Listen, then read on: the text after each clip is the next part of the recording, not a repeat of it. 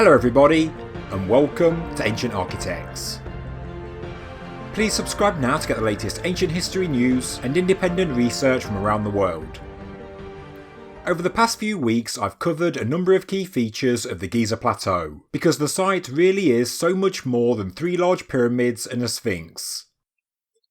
I've shown how I believe that a number of structures predate the 4th dynasty, and this idea centres on the question of when the bedrock beneath the Khafre causeway was recut to remove the erosion. If this levelling was done during the 4th dynasty, then it is relatively easy to geologically prove that the Sphinx, Sphinx Temple and Khafre Valley Temple do in fact predate the 4th dynasty. Aside from these structures, we also have the Tomb of Khentkawes, which seems to be a late 4th and early 5th dynasty conversion project, because the heavily weathered Palace Façade style of decoration on its outer surface was covered over or cased with Tura Limestone. As outlined in a recent video, in my opinion this work was a renovation and conversion project, to turn it into a tomb for Khentkawes. Because, for a start, you wouldn't create a beautiful Palace Façade style of decoration and then just cover it up with Tura Limestone. It defies all logic and sense. The Palace Façade style of decoration is also generally associated with pre-4th dynasty Egypt. It is out of place on the Giza Plateau, and that brings us to another little known tomb at Giza, which is known as the Tomb of Khentkawes. It is located on the southeastern edge of the central field of mastabas, labelled G8720, a stone's throw away from the Tomb of Khentkawes and not too far from the Sphinx. As you can see, this ancient rock-cut structure also displays the Palace Façade style of decoration. And no, this doesn't automatically make it a pre-4th dynasty structure, but there is strong evidence to assume it is. And I'm not the first person to believe that this tomb was indeed a later conversion project. But first things first, and who was Kai? He was a prince of the late 4th dynasty, thought to have been a descendant of Queen Khmerennebti II, the full sister and wife of King Menkore, possibly her son, although more likely a nephew. And so, having an incredible tomb at Giza does make sense. Alabaster vessels and also other finds name him as the king's son Kai, although this was more of a title and less about his relationship to Menkore. Like the Tomb of Khentkawes, the Tomb of Kai is partly cut from the bedrock and partly constructed with fine Tura limestone and also mud brick. The Palace Façade decoration is only seen on its eastern and southern faces. Inside the cut bedrock, there are 2 chambers or chapels, one leading to the other and opening eastwards. In front of these 2 small chambers was built a hall, flanked on either side by a small room, and all were built of mud brick. The room on the right has a second door in its northern wall which leads to a small passage. A doorway connects the hall with a 2.8 by 1.8 metre forecourt, and its north and south walls are made with huge blocks of limestone, whilst the rest of it was made with mud brick. So, from the forecourt on the eastern side, you entered the hall before you entered the panelled rock-cut structure.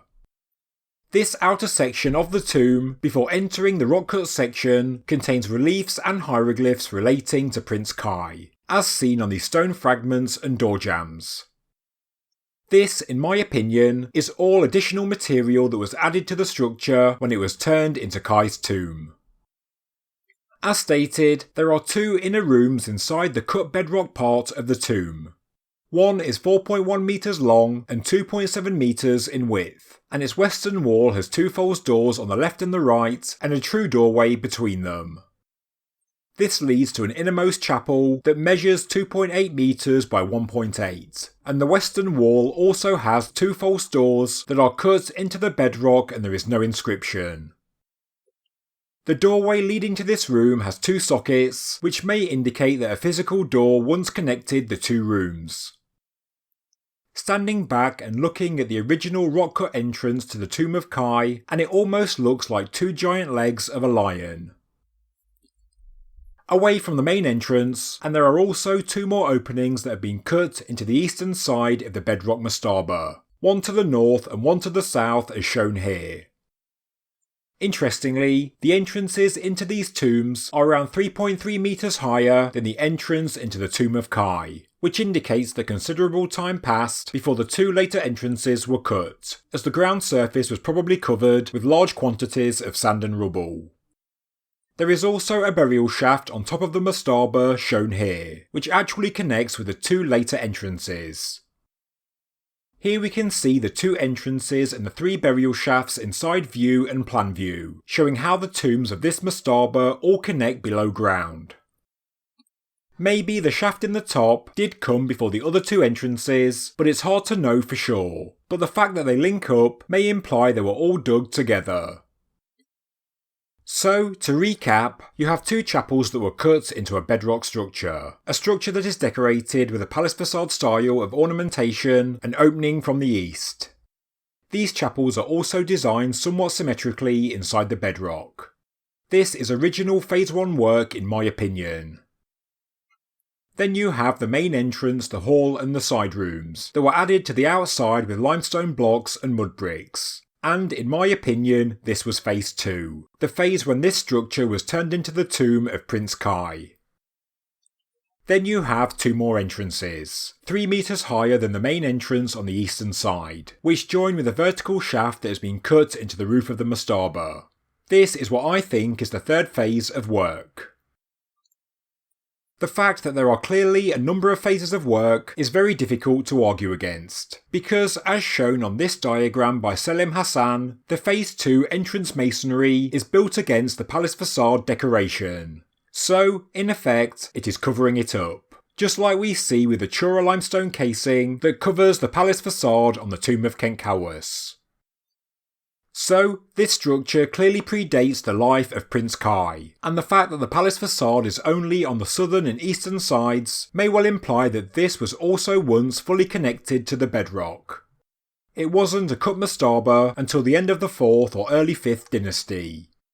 This is further proved by Hassan's diagram, which shows that the Tomb of Kai has perfectly cut east and south sides and a rough and irregular western side, and this is the one that came later. If you recall my previous video, the same can be said with the Tomb of Khentkawes, which was still connected to the bedrock on its northern side before being transformed into a crude pyramid in the late 4th or early 5th dynasty. So it is interesting that these two structures, both identifiable from their styles of decoration as pre-4th dynasty, were likely both once joined to the bedrock on their northern sides. I love this view of the central field from the Air Pano website, where you can see the Tomb of Khentkawes and the Tomb of Kai. And if you imagine that both were joined to bedrock on their northern sides, it implies that these structures were here before the quarries they sat beside. There would have been no field of mastabas, just a few rock-cut structures that were decorated with a palace facade, and their roofs would have joined up with the bedrock beneath the Khafre causeway before any quarrying began. The Tomb of Khentkawes and the Tomb of Kai roughly mark the south and southeastern limits of the central quarry, and the reason they still remain to this day is likely because they were left by those quarrying stone for the pyramids, in the same way they left the bedrock road beneath the Khafre causeway. There looks to be another rock-cut mastaba directly in front of the Tomb of Kai. Maybe this is also another earlier structure that was modified in the 4th or 5th dynasty. But what was the central field before the limestone was quarried to build the pyramids, before the mastabas and before the 4th dynasty? What was Phase 1 for the Tomb of Kai? Is it a more ancient early dynastic tomb, or did this building have some other function? It's a question we probably can't answer with the information available, but there is further supporting evidence that proves it is certainly more ancient, and it comes in the form of geology, and it is thanks to the brilliant work of Colin Reeder. As stated, niched palace facade decoration is distinctly early dynastic, and on the Tomb of Kai and the Tomb of Khentkawes, this decoration has been exposed to vast amounts of weathering and erosion, all apart from the very lowest areas, which on the Tomb of Kai has developed a dark patina. This would have developed by being covered by sand. The sand would have protected it against the elements. This patina is a geological proof that the Tomb of Kai predates the life of Prince Kai, and now I'll explain. When the rock-cut structure was converted into a tomb and chapel for Prince Kai, the sand was removed from around the structure. Then Kai's men built the hall and entrance from limestone and mud brick, directly against the palace facade. Then, other 5th Dynasty mastabas were also built directly against the structure, as you can see in this diagram from Colin Reeder. The height of the added masonry means it's preserved the dark patina basal section of the palace facade, marked 1 on this picture, and also the part that was already exposed before the renovations began, marked with a number 2. Now, the newly added masonry protected both sections 1 and 2 from any further weathering, whilst the rock labelled 3 at the top of the picture is fully exposed and hence fully weathered. The patina therefore had to have developed before the masonry was added to the structure, because the same patina is not on the section that is marked with a number 2. I know that's complicated, but I hope it makes sense, because geologically it certainly does. So, the original structure was cut and the palace facade was added as decoration.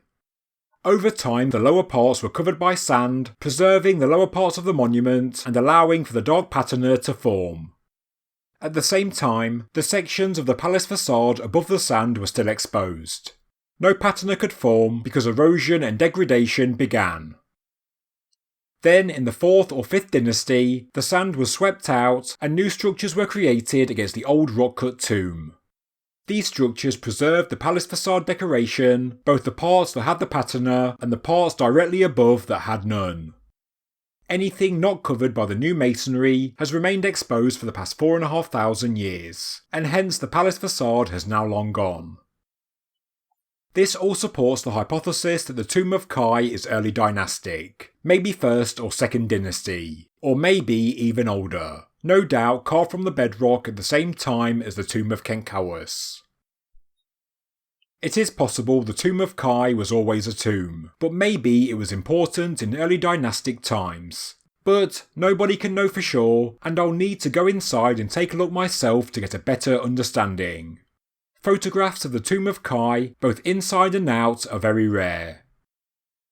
The interesting thing about the Tomb of Kai and the Tomb of Khentkawes is that they fall into the central region with the Khafre Causeway, Valley Temple, Sphinx Temple and Khafre Mortuary Temple, a region which I believe is the nucleus or heart of pre-4th dynasty Giza.